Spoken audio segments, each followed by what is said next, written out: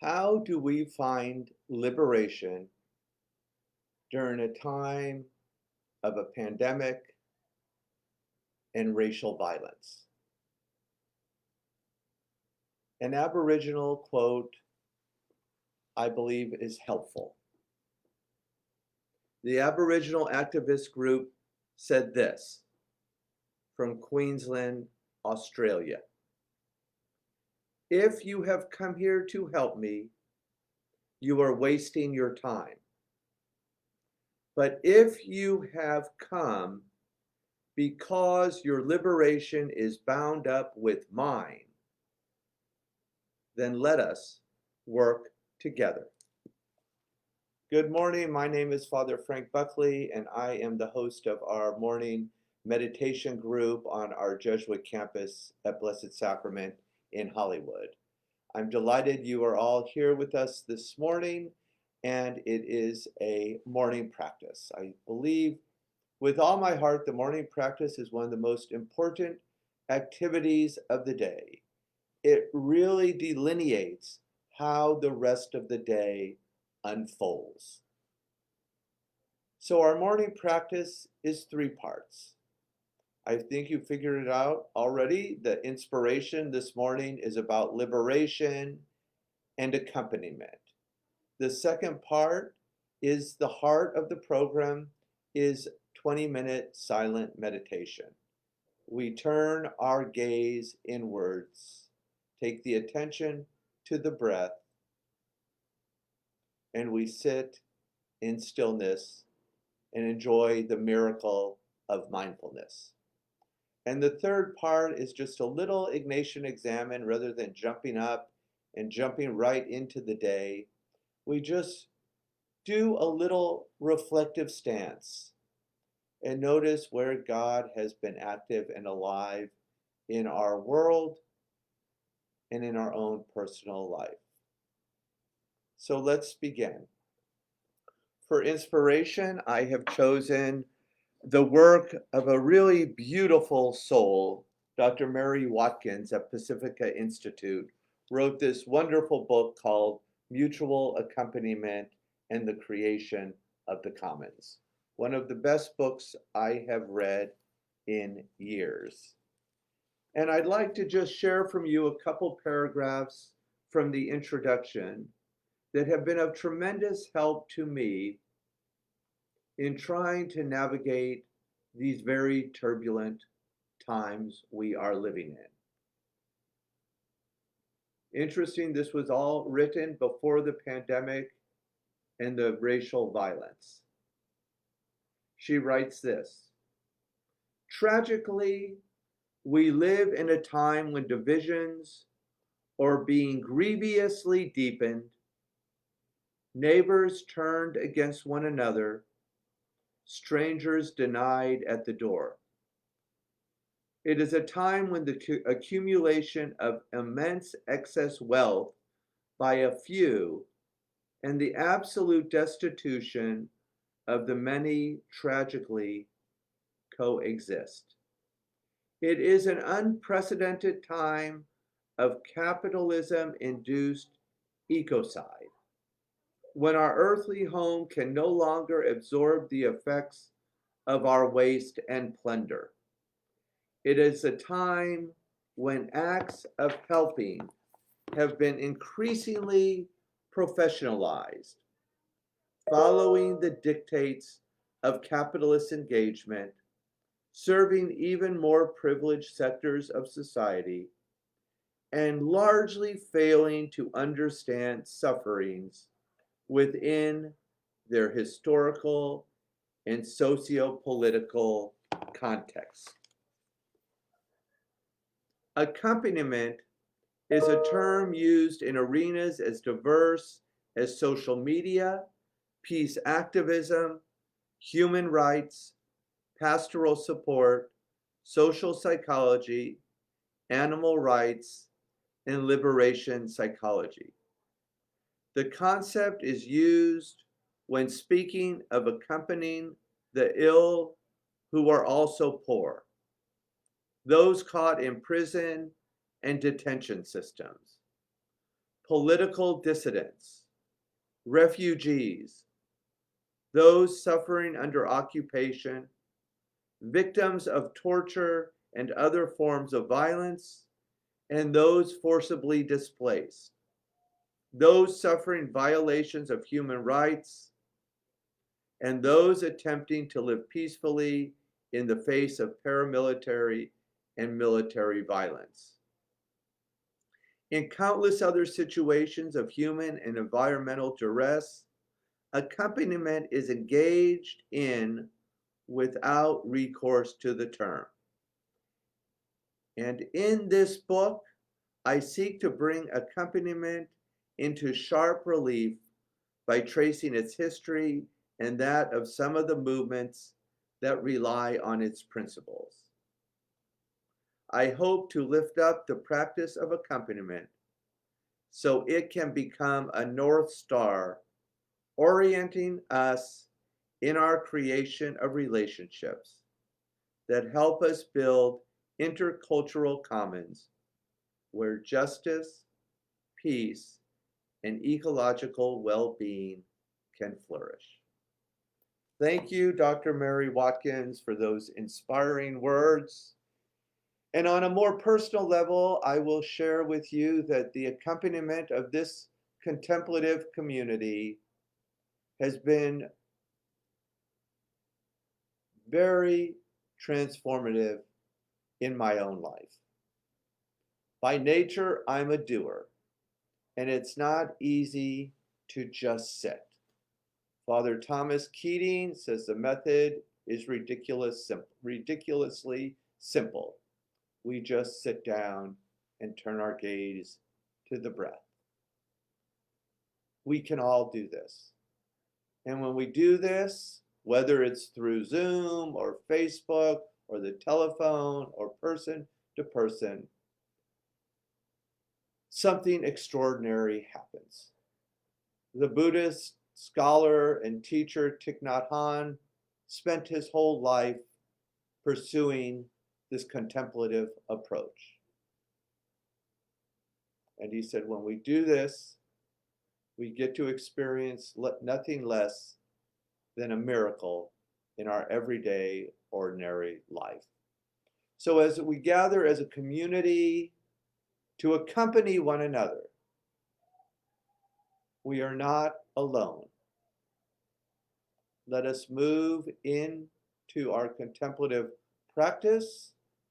We will get ready to sit for 20 minutes. Meditation should be comfortable. It should be relaxing. And last but not least, effortless. So find a comfortable position wherever you may be in the world right now, and just sit down. Feel free to unplug all technology. I have a timer and I will set the timer for 20 minutes and keep track of this. I invite you now to turn the gaze inwards. I'm going to lower the lights.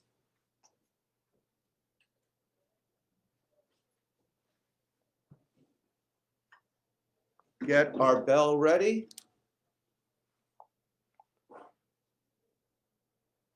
And let's begin with an invitation to either lower the eyes or close the eyes. Just something to turn the gaze inwards. And as always, let's begin with 3 diaphragmatic breaths, breathing deeply as possible into the lower belly. Inhale and exhale. Beautiful. 2 more times. Inhale and exhale. Last time, deeply as possible. Inhale and exhale, bringing oxygen into the brain and the body. Continue to breathe on your own. Engage your sacred word and repeat it 4 or 5 times. Take the attention to the breath and as a community, accompanying one another, let's enjoy the miracle of a contemplative practice. Please continue.